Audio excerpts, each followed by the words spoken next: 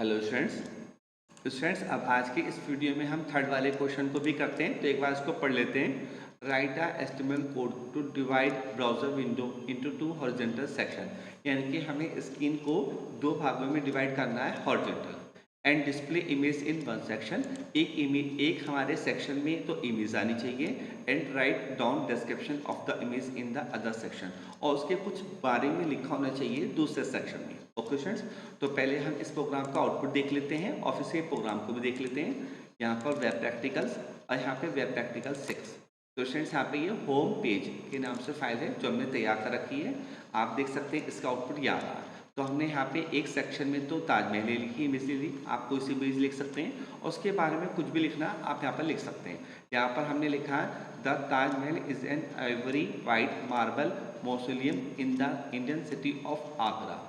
तो स्टूडेंट्स ये लिखा मौसोलियम, इसका मतलब था मकबरा, समाधि।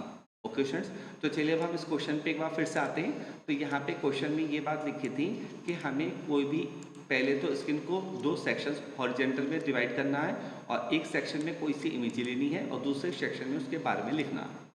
तो अब हम इस प्रोग्राम को देख लेते हैं। तो आप यहाँ पे देख सकते हैं फ्रेम सेट। तो student frame set rows is equal to star comma star, यानी कि स्क्रीन को अब दो भागों में डिवाइड किया जाएगा। Frame source is equal to ab1.html और फ्रेम सोर्स ab2.html।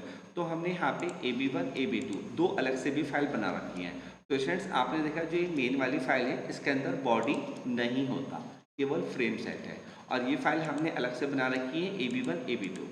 तो हम इस फाइल को भी ओपन कर लेते हैं तो आप तुरंत समझ जाएंगे। ab1 फाइल में हमने सिर्फ क्या लिया, सिंपल स्टूडेंट्स, इमेज सोर्स ताजमहल.jpg, हाइट इक्वल टू 300। ओके, जो ये इमेज डिस्प्ले हो रही है। अब दूसरी फाइल को भी हम ओपन कर लेते हैं ab2.html। इसमें यहाँ पर हमने सिंपल एक लाइन लिख दी है h2 the Taj Mahal is an Ivory white marble mausoleum is a in the Indian city of Agra /h2। तो यहाँ पर आप कुछ भी लाइन ले सकते हैं, कोई भी इमेज ले सकते हैं, ऐसा कुछ नहीं है।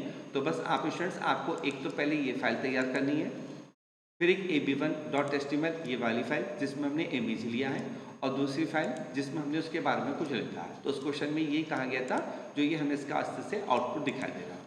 ओके स्टूडेंट्स, तो अब आप इन्हें भी नोट कर लें और इनको प्रैक्टिस करें।